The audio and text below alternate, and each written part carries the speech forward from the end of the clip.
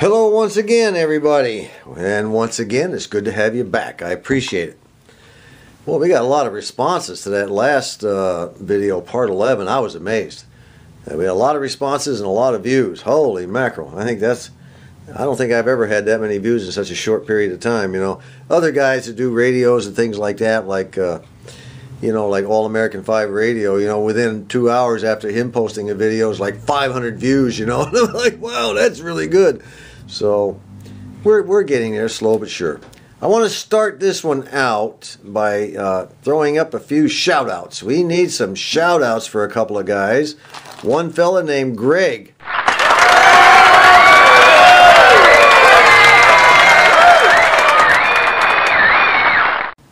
Greg sent some knobs for this radio, and I greatly appreciate that. So he has contributed some knobs to this project. Great guy, super duper feller. And shout out to Paul.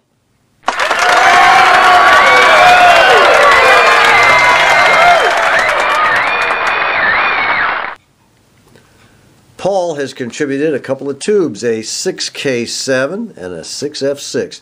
Boy, he wrapped those things so good, I think a tank could have ran over that box and never busted it. So that takes care of our two shout-outs for right now. By the way, Greg said he's going to dig around, see if he can't come up with a couple of 6J5s to send those along too. Fine fella. Scholar and a gentleman, these two, Paul and Greg. Nice guys. A lot of offers came in with tubes, guys, a lot of them, and I'll tell you what, that was real good of you. I also have a letter from Thomas here. Now, he sent me an email, and he says, I want to read his questions, and then I'll give him the answers. He said his big 3-watt 25, he has a radio chassis similar to this. His is the 37640 Philco. I think that's what it is, 37640, 670, 37670. And he says that, the chassis are almost identical. He says, my big 3-watt 25K resistor unsoldered at one end reads 27.7K, about 11% high. That's well within 20%. But I know you've indicated that you don't like dog bone resistors. Should I replace this now? Well, of course not. I don't particularly like dog bone resistors, and I'll say it once more, is because I give my radios away. I don't want to take any chance of one of these old pieces of electronics, smoking, causing a possible fire, burning up and catching the radio cabinet on fire. I will do everything I can to make these radios safe for the people who receive them. So yeah, I don't like big old giant dog bone resistors. In particular, this one here, if you'll notice, see how burned it is in the center? That's, it's just overly cooked, and of course this one's way out of tolerance anyway. Look for the condition, this thing puts out a lot of heat, or it dissipates a lot of heat, and that's why it's a 3-watt. Now it looks like right there that may have been underrated. I don't know. Anyway, I don't want to take the chance, okay? So you do what you want. Don't listen to me. I always tell everybody this is the way I do it. This is not the only way. Okay, you call it like you see it. If you're in doubt, take it out. Okay. The next question Tom asks, he says, can you tell me what value capacitors you're going to use to replace the 3, the 1, and the 2 microfarad capacitors? One is at 450 volts, 350, and 250. Well, of course I can.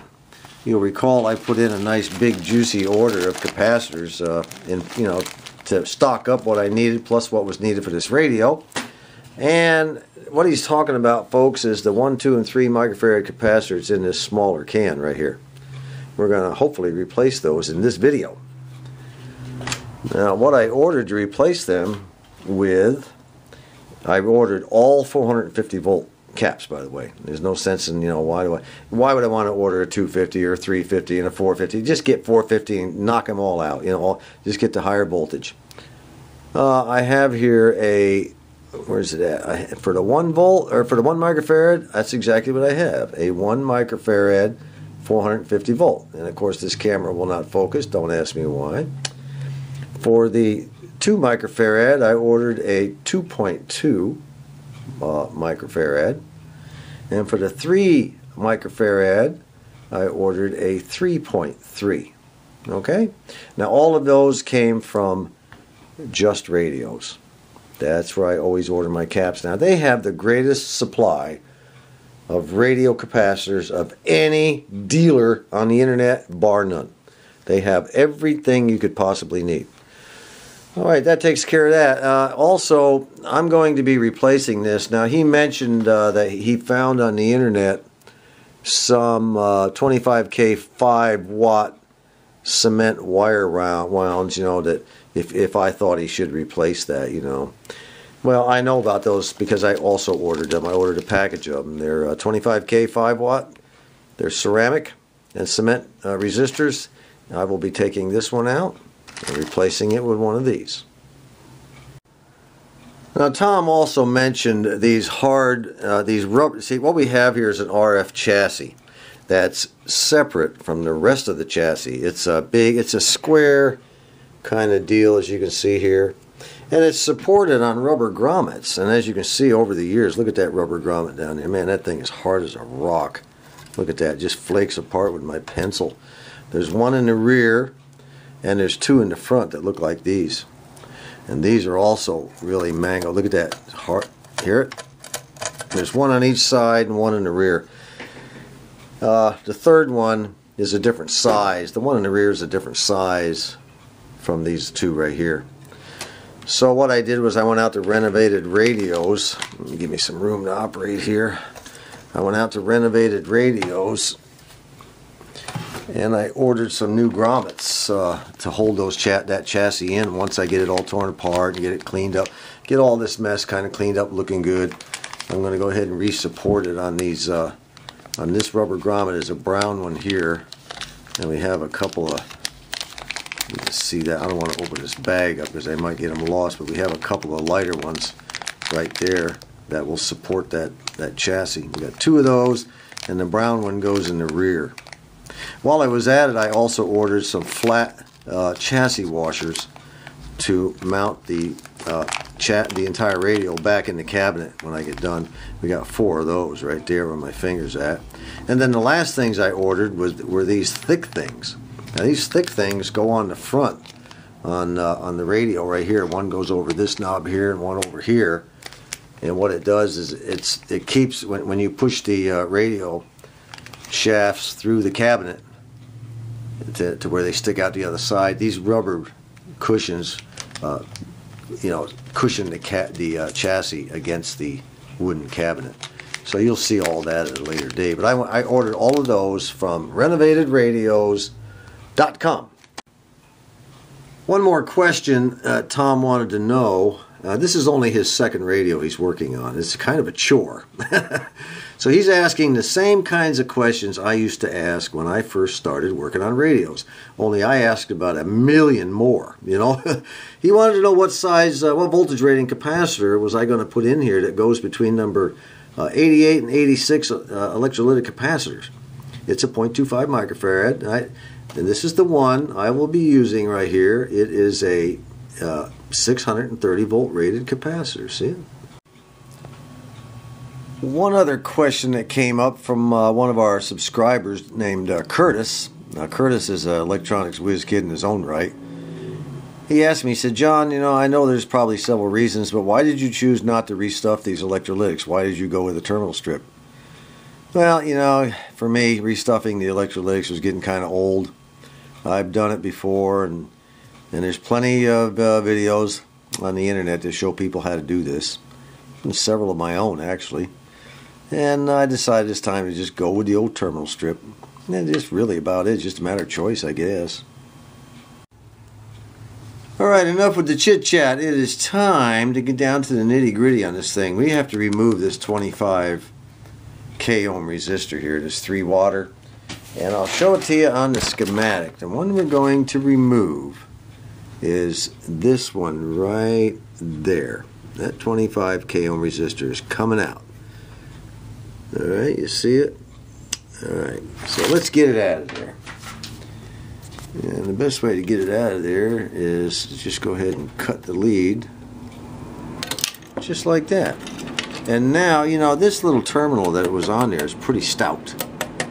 So I think what I can do is go ahead and heat that with my soldering iron, then just grab a hold of the lead with my needle nose, just kind of gently, as the iron heats it, just kind of gently unwind it right off of there.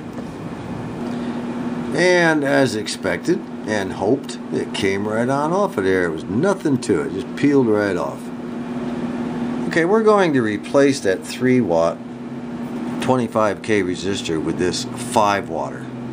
I love overkill, but you know, 5 watt, you know, I got 5 of these things for practically nothing on eBay.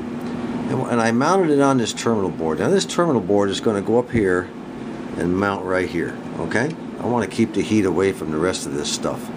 So I'll mount the terminal board over here and then just run a wire from this terminal I just removed the resistor lead from. I'll run a wire down to the rear and come across and hook up to one side of this thing, and then the other one will come from right here and it'll run toward the back and come around and hook up to the other side of our resistor, and then that will be done. Alright, that's done now. You got that wire. Get everything looking real good now. Everything is shiny and clean, and all wires are connected where they're supposed to go. And this thing is out there the way I like it, away from everything else. I don't think it would generate all that much heat, but you know, just to be on the safe side, we've got quite a clutter. These are all 1 watt resistors here. We got quite a clutter in here, so it might be best to just keep that over there by itself.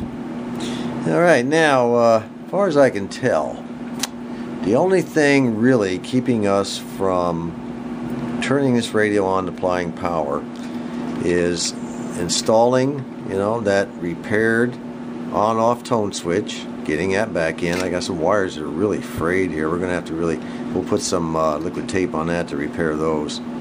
And the 3 electrolytic caps that we're going to have to do up in there. And I think we're going to do that next. We'll take care of them. We'll get them old caps disconnected. I got to sit down and kind of skull brain that and figure out how we're going to do it. But I think we can do it. I think it's possible to disconnect the wires out here somewhere, or clip them off from the bottom there and attach a wire and bring it out to another terminal strip with the 3 small, you know, 1, 2, and 3 microfarad electrolytic capacitors on there with all of their grounds connected together. I don't know. I have to figure out exactly how I want to do that. I think I've maybe figured out how to do this 1, 2, and 3 microfarad business. This can was attached to the top of the chassis, of course. Now, the first thing I'm going to do, I hope it works, you know. I'm going to go ahead and take this bracket off. I've already loosened it up from the chassis. Let's get this bracket off, and that'll give me a little more flexibility with that filter can. Alright, now see, now she kind of bends around. Now I discovered while I was looking that there's 3 contacts on it there. Remember, there's a green, there's a yellow, and there's one that has no paint on it whatsoever. That's the plain one. Well, the plain and the yellow only have 1 wire connected to each one. So all I have to do really is kind of bend this over far enough to where I can get to the plain one first. I think that's that first wire on the right hand side there. You can barely make it out. Let me get the light over here. Maybe I can get some light down there. Probably not. Anyway, that plain one, that one to the extreme right down in there, it's kind of hard to see. Yeah, there's one on the left, one in the middle, one on the right. I can clip that first one off and then attach another wire to it, you know, splice on a wire and then bring it down through the bottom of the chassis.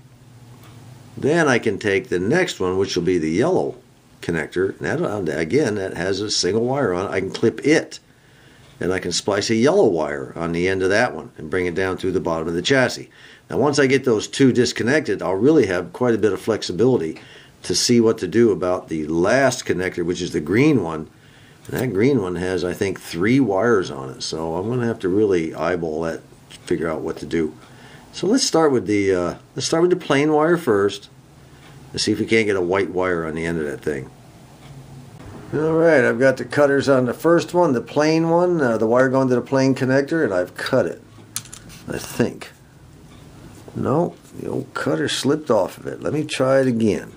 I might just get a hold of the whole terminal and cut the entire terminal. I might be able to do that. I don't know if my cutters are big enough or not. Probably not.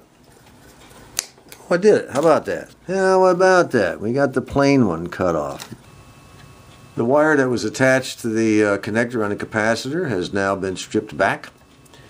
And you'll recall from a couple of videos ago, those of you who follow my videos, you'll recall that the coil method of soldering components can also be applied to splicing wires. And I've made my coil. I stripped it back, tinned the wire, wrapped it around the jeweler's screwdriver, got me a neat little coil there. Now we can go ahead and just slide it right over the top of that wire right there and solder it in place. And once it's soldered, I can slip some heat shrink over the top of it and shrink it down. It'll be solid as a rock. You remember when we followed the wire a couple of videos ago all the way up through it across this Bakelite block and all the way across to this point right here, and then from here the wire went down in and connected to that yellow, see that yellow terminal in there? Okay, there's only one wire connected to that. So all we have to do is snip it at the top and then take it and pull this wire right here back through. And then do the same thing we did here. Splice it on. And as you can see, this has all been done. Nice and solid, nice and good. So let's go ahead and cut it, pull it through, and hook a yellow wire onto that one. The wire going to the yellow terminal has been cut. So what I've decided to do here is I'm not going to splice a wire on the end of this. It goes to a terminal right here, you'll remember. So I'm just going to go ahead and take it off the terminal and just go ahead and solder a yellow wire to that terminal. That solves that problem. That takes care of that. The yellow wire is on, and that's the 3 microfarad capacitor. So this end will go to the positive of the 3 microfarad. This will go to the positive of the 1 microfarad. And the only thing we have left is the green one. That's the one up in there, and it has, I think, 3 wires coming out of it. Now one of those wires, lucky us, one of those wires is this one right here, right there. And it goes up and it connects to pin 4 on the 6, this is a 6A8 I think. Let me get the light up here. No, that's a 6K7. Okay, that's one of the 6K7s. And it goes up and it connects to pin 1, 2, 3, 4. Right there, that baby. Guess what, folks? That's going to be our connection point right there for the positive end of the 2 microfarad capacitor. You know, and then we'll run it from there probably over to one of these 2 grounding points because it goes directly to ground. Now, the problem we have now is those 3 connections up inside there on the bottom of that can. What are we going to do with those 3 wires? Well, let's see what we can do about it. There's the last connection with the 3 wires coming into it. Now, I've had this situation before in other radios, and you know, where the wires are very difficult to get to. So I have 2 options here. I want to keep all 3 of those wires soldered together. I don't want to separate them. So what I plan to do is cut the terminal tab up real close to the can, and that keeps all 3 soldered together. Now the 2 options I have after that is I can take a large piece of heat shrink, slide down over the top of the entire thing and shrink it down, and that'll protect it and insulate it, and then just shove it down inside the chassis just a little bit out of the way where I can set the can back down over the top, you know, and just screw it down. The second option I have is to take some liquid tape, which is excellent insulating material, and then just slather it around in there after I've, you know, nipped it off the can. You know, take that liquid tape and just slather it around real good. I guess there's even a third option. If you come right down to it, I can put the liquid tape on and then put some heat shrink over the top. I don't know. We're going to see what happens. The first thing to do is to try to get it off the can, leaving all 3 wires soldered together. Let's see if I can pull that one off. Well, don't ask me how, but I actually was able to get it done. Look at there, all three are still soldered together with the original solder and everything. There's not a whole lot of flexibility in those wires. Well, I'll tell you what, not much at all. So I think what I'm going to do, by the way, here are here's the capacitor with the green, the yellow, and the plain connector. You'll run into that a lot. They'll be color coded. Not a lot. You'll run into it from time to time, okay? And they're labeled green, yellow, and plain on the schematic. Alright, now what I've got to do, I'm not concerned about where to hook up my capacitor. I've already showed you where we're going to do it. But what we have to do is isolate this thing. We got this whole mess, this glob here. If I can get some focus going here. There we go.